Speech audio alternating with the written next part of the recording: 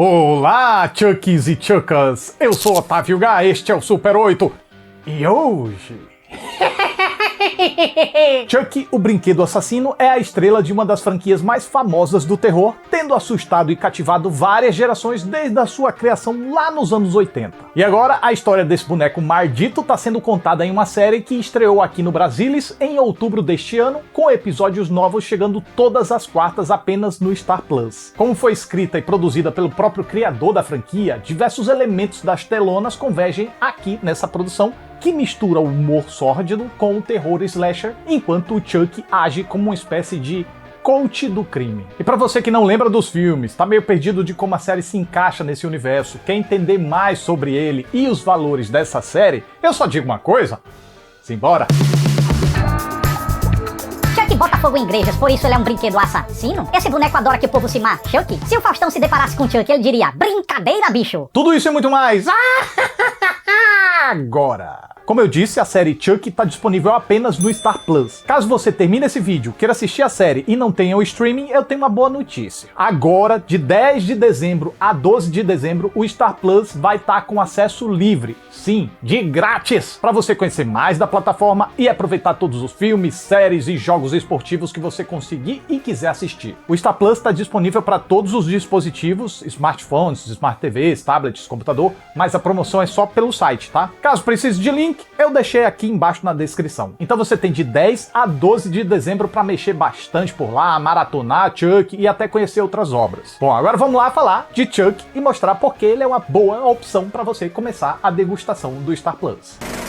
Criada por Don Mancini em 1988, a franquia Brinquedo Assassino começou flertando com o terror, slasher e o suspense sobrenatural. A trilogia original se leva muito mais a sério e foca na história entre Chucky e Andy. Tudo começa quando o serial killer Charles Lee Ray é traído por seu parceiro Eric Caputo e acaba tomando um tiro da polícia. Mas antes de passar dessa para os braços do tinhoso, ele entra numa loja de brinquedos, faz um ritual voodoo e transfere sua alma para um boneco de plástico da linha Good Guys. Aí o boneco horroroso tá fazendo nada na loja e um desavisado vende o dito cujo para uma mãe solteira do pichote Andy Barclay, de 6 anos. A partir disso, algumas mortes suspeitas começam a acontecer e como os crimes parecem ter sido cometidos por alguém nanico, o molequinho é que passa a ser considerado como o principal suspeito. Aí ele diz que foi o boneco e piora a situação porque ele é internado no hospício. Mas eis que Chucky segue fazendo suas traquinagens e descobre que, para reverter o ritual, ele precisa transferir sua alma para a primeira pessoa a quem ele se revelou. E quem é? O menininho Andy. Então ele vai atrás do guri, tem aquele corre-corre, aquele lasca-tebefe e acaba sendo derrotado por fogo e tiro, sendo finalmente morto com um pichum no coração. Mas claro que ele não morreu. No segundo filme, que se passa 2 anos depois, a mãe de Andy foi internada no hospital psiquiátrico e o menino adotado por uma nova família. Enquanto isso, os restos do Chucky são recuperados e restaurados pela fábrica do Good Guys. E assim o desgramento volta à vida, cheio de ódio no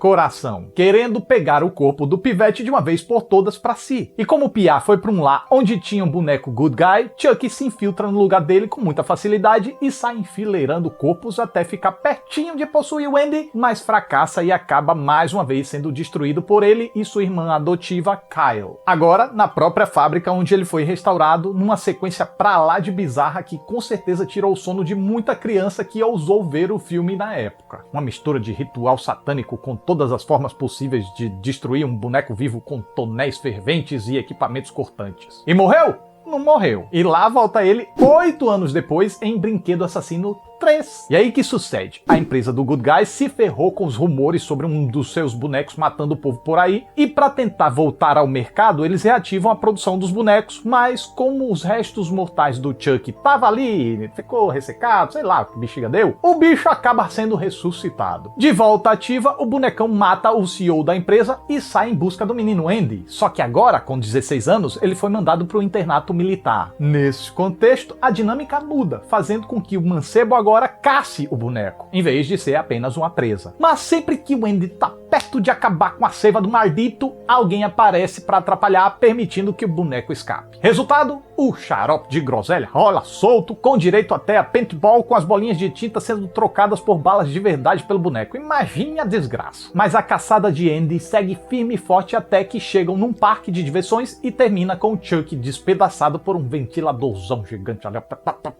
E assim termina a trilogia do Andy, mas o Chuck vai voltar ativo alguns anos depois. E nessa nova fase a franquia passa a se levar bem menos a sério, começando 7 anos depois com A Noiva de Chucky. O filme tem sim alguns elementos clássicos do terror, como a violência gráfica e aquela tensão pré-assassinatos, mas abraça propositalmente a galhofada com todo orgulho. A começar pela protagonista vivida por Jennifer Tilly, a Tiffany, que é uma ex-namorada de Charles Lee Ray, que suborna um policial para conseguir os pedaços do boneco e remendar o coiso. Inclusive é assim que ele ganha aquele visual icônico todo costurado. Mas o que é que ela queria, afinal? Reatar o noivado com Charles, só que ele não era tão apaixonado assim por ela. Aí eles se desentendem, Chuck mata ela e transfere sua alma para uma boneca. Depois, eles descobrem que podem voltar a ser humanos com um medalhão místico enterrado com o corpo humano de Charles. E assim eles começam a violenta viagem, deixando um rastro de sangue por onde passam, até que restabelecem a química. Chuck pede Tiffany em casamento e eles fazem nheco-nheco nervoso. É isso aí mesmo que você ouviu, fuque-fuque de brinquedos. Mas quando eles conseguem o medalhão e estão prontos para fazerem a transferência de alma para corpos de inocentes, Tiffany se arrepende e tenta matar o Chuck, que reage e supostamente os dois morrem. Porém, no finalzinho é revelado que Tiffany sobreviveu e ela dá luz a um bonequinho, fruto daquela noite caliente. Pataquada essa que continua em O Filho de Chuck, que mergulha de vez na galhofada na qual o absurdo explode, as piadas politicamente incorretas rolam soltas e a autoparódia impera. O filme acompanha a jornada de Glenn, o bebê de Chuck e Tiffany, que descobre que os corpos dos pais estão sendo usados num filme em Hollywoodsons e decide viajar até lá, onde acidentalmente revive os dois. Só que Glenn tem dupla personalidade. O Glenn, que é bonzinho e fica perplexo com as atitudes malévolas dos pais, e a Glenda, que é pelvelsa como eles. Nisso, o Chuck tenta achar um corpo humano para transferir sua alma, bababá, e Tiffany encontra a atriz Jennifer Tilly de verdade e decide transferir sua alma pro corpo dela. E assim o filme segue, com direito a nudez de bonecos e matanças explícitas, até que rola uma inseminação artificial da Jennifer Tilly, que dá luz a gêmeos. Chuck acaba morto e despedaçado por Glenn. E por fim, cada uma das suas personalidades é transferida para cada um dos gêmeos da Jennifer Tilly, que acaba sendo possuída pela Tiffany. Ela é só loucura atrás de loucura. Mas...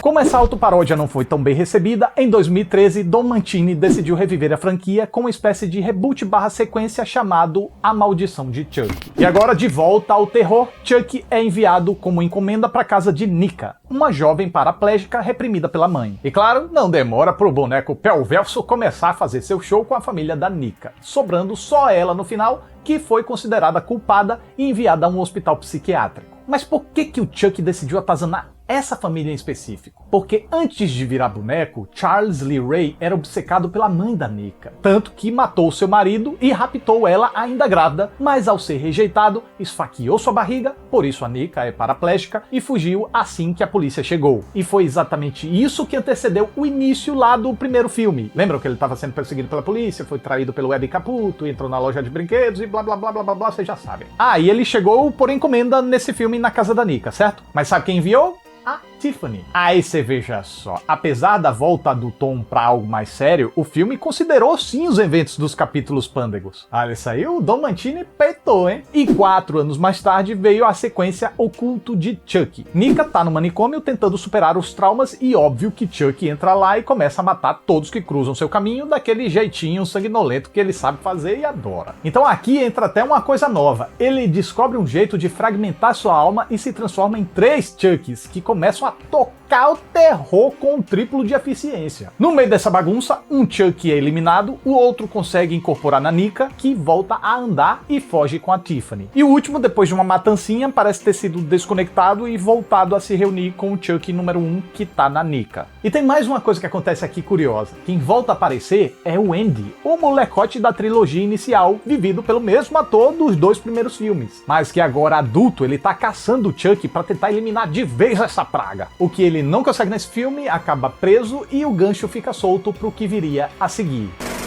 E assim a gente chega na série. Que começa com um adolescente excluído e fascinado por serial killers, filmes de terror e bonecos antigos, encontrando um boneco good guy novinho em folha num bazar de rua. Ele compra o brinquedo e vai para casa todo animado para desmontar o dito cujo a fim de terminar uma escultura feita com partes de bonecas destruídas. O problema é que o tal boneco é o atual portador da alma do Charles Lee Ray. E aí o brinquedão se revela, até pensa em matar o mancebo, mas após ler o seu diário e ver a desgraça que é a vida dele, decide ajudar. Como? Do jeito Chuck de ser, tentando matar quem importuna o menino e ensinando a ele tudo que ele sabe sobre matação de gentes. Mas será que ele vai deixar a sua adolescência de lado para entrar nessa vida tenebrildes? Será que o Chuck quer realmente ajudar? E o Andy, por onde anda? Ele vai aparecer para salvar o dia? Mistérios, muitos mistérios. E é aí que tá a graça dessa série. Quando foi anunciada, geral se perguntou se seria um remake, se seria um reboot, e ficou esse mistério até a série estrear. Mas ela é criada pelo próprio Don Mancini, e a gente percebe isso ao longo dos episódios, quando alguns personagens dos filmes são citados, fazem pequenas participações, ou até mesmo têm os seus passados mais explorados. Então essa série faz sim parte da linha do tempo original, que segue intacta nas mãos do criador Don Mancini. Só que assim, mesmo sendo uma expansão da franquia dos cinemas, você não precisa ver todos os filmes para entender a trama da série. Principalmente agora com essa contextualizada show que eu fiz aqui pra vocês, assim, de mão beijada. O protagonista da vez é Jake Wheeler, um adolescente gay de Hackensack que não tem sua sexualidade bem aceita por seus próximos e após a morte de sua mãe vive com um pai perdido no alcoolismo e que reprime o filho e não aceita como ele é. Na escola, Jake ainda é sacaneado pelos outros meninos e pela megera Lexi, que odeia o garoto e namora o primo dele, Junior, um atleta amador controlado pelo pai, o irmão gêmeo do pai do protagonista. Nesse ciclo de ódio, o Chuck chega para atacar ainda mais fogo no parquinho. Às vezes até literalmente. Quer dizer, não literalmente porque não é num parquinho. Ele apenas toca fogo em outras coisas. Enfim, como o protagonista é gay, inicialmente algumas pessoas temeram que a série descambasse na homofobia, já que o Chuck não é muito certinho, poderia até investir em algumas piadas meio controversas. Além de que ele poderia vir a tentar matar o próprio Jake. Mas quando foi perguntado sobre isso, Don Mancini, que é gay, respondeu que Chuck não é homofóbico ou racista. Ele é um psicopata, que não escolhe quem quer matar não. Ele mata todo mundo indiscriminadamente. Muito justo. Quer dizer, muito injusto, igualitariamente injusto. E conforme a série avança, Jake vai amadurecendo e se aceitando por conta do Chuck, mas não pelos conselhos do boneco, e sim por causa da onda de violência causada pelo psicopatinha tamanho PP, que faz com que o Jake precise se relacionar com os amigos da escola e finalmente tenha coragem de se aproximar do seu crush até para impedir que geral seja morto. Equilibrando mais tudo o que a franquia dos cinemas representou, a série Chuck é de terror, mas flerta com humor. Só que aqui é no sentido inverso. Enquanto os filmes caminharam do terror para a paródia completa, a série começa com um jeitão mais leve, principalmente ao mostrar o Chuck como um conselheiro do Jake, mas além de jamais ser galhofa, conforme os episódios vão avançando, o terror vai dominando através de momentos bem incômodos, positivamente incômodos. Então é possível que esse jeitão de série adolescente dos primeiros episódios deixe alguns fãs do terror meio desconfiados, mas é só questão de tempo pro terrorzão slasher tomar conta. E os personagens trazem aquelas dinâmicas de jovens que ainda estão se descobrindo, mas eventualmente vão precisar esquecer essas patifarias de adolescentes para se unirem e sobreviverem ao Chuck. Além disso, a direção é bem criativa, sugerindo a presença do Chuck em alguns assassinatos sem efetivamente mostrar ele matando. A morte do segundo episódio é um exemplo claro disso, que sugere a participação dele no ato, mas só revela seu reflexo em uma das facas. O boneco, por sinal, é animado preservando aquela ideia de efeitos práticos e não de computação gráfica, que faz com que ele realmente pareça estar na cena. Tem aquele charme do animatronic que é uma coisa que demora mais para envelhecer, sabe? Porque, de fato, tá presente ali. E os flashbacks é uma coisa incorporada aqui que foi interessante, pois eles buscam aprofundar a persona do Charles Lee Ray, surpreendentemente desviando de obviedades, sendo inclusive a primeira vez que é explorada a vida do Chuck quando ele era ainda Charles Lee Ray. Às vezes os flashbacks entram através de uma perspectiva em primeira pessoa, o que até faz com que a gente incorpore a alma do dito cujo enquanto ele relembra pontos chaves de sua infância e juventude. Esse lance de transferência de alma? Então é uma paradinha diferente e bem sacada. Uma outra coisa sobre esses momentos de flashbacks é que eles entram em tela de um jeito que parecem estar cortando a trama sem algo a dizer, mas que na verdade a lógica está sendo construída aos pouquinhos, gradativamente, e quando o episódio finalmente se fecha, o raciocínio se fecha junto de um jeitinho chuchu beleza. Tá, mas dito tudo isso, também vamos calibrar direito aí esse sarrafo, não espere uma coisa super reflexiva e filosófica, não, tá, gente? Ainda estamos falando de uma série sobre um boneco assassino e com adolescentes fazendo adolescentices. Por algumas ocasiões você vai olhar... mas isso não faz muita lógica, por que fez isso, por que não fez aquilo? Então, é só se interessar pelo tema e calibrar a expectativa, que eu acho difícil não se agradar com o que é apresentado aqui.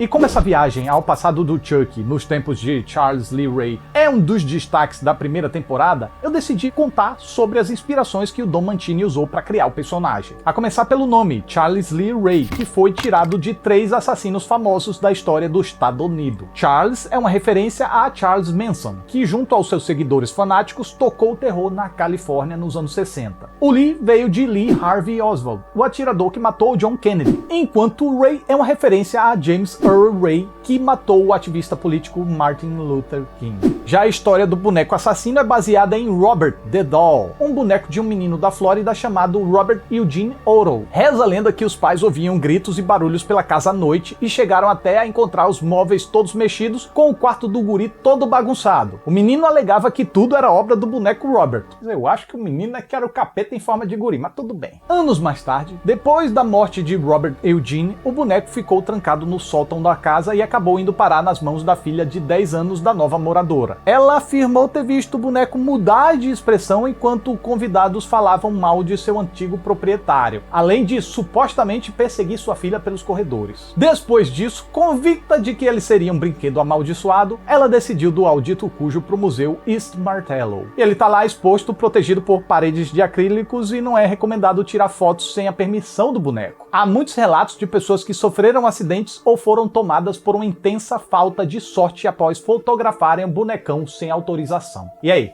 encararia? E agora algumas curiosidades curiosas para enriquecer a sua experiência. Primeiro, diferente de alguns personagens que voltaram do passado, a voz do Chuck, enquanto boneco simpático, foi mudada. Originalmente ela foi feita por Eden Gross. I'm Chucky, and I'm your friend to the end. Aí, em A Maldição de Chuck, Michelle Ruff passou a fazer a vozinha fofa. I'm Chucky. Wanna play? E agora é feita pelo pequenucho Nick A. Fisher. Hey. Wanna play? Mas a voz do Chuck do mal é e sempre foi do cara que viveu o assassino Charles desde o primeiro filme, o indicado ao Desinibido de Ouro, Brad Dourif. What did you think I was gonna do? Ask him for a hug? He got what he deserved. Falando nele, além de Brad Dourif ser pai da Fiona Dourif, que interpreta a Nika de A Maldição de Chuck e o Culto de Chuck, Barbara Ellen Woods, que interpreta a prefeita e mãe de Lexi, também é a mãe da jovem na vida real. Outra coisa, a franquia Brinquedo Assassino tem 8 filmes, mas você só me viu falando de 7 e da série aqui, certo? Pois o filme que tá faltando é o remake de 2019, também chamado de Brinquedo Assassino. Mas ele é o único que não tem qualquer relação com a linha do tempo original, já que ele não teve qualquer envolvimento com o Don Mancini. Ele apenas cedeu os direitos e...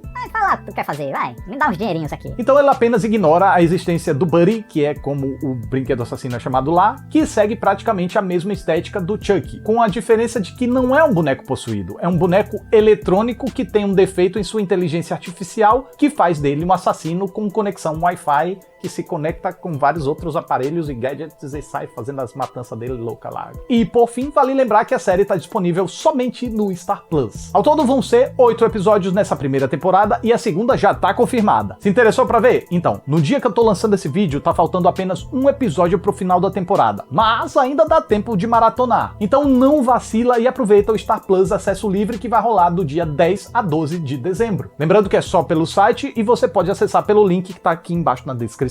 Passado esse período de degustação, se você não quiser continuar assinando, lembre que você precisa cancelar sua inscrição, tá? Mas eu creio que você vai ficar porque de fato tem muita coisa boa por lá e muita coisa boa ainda pra chegar.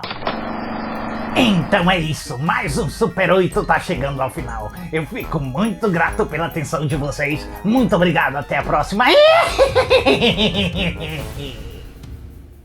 Vou fazer churrasco.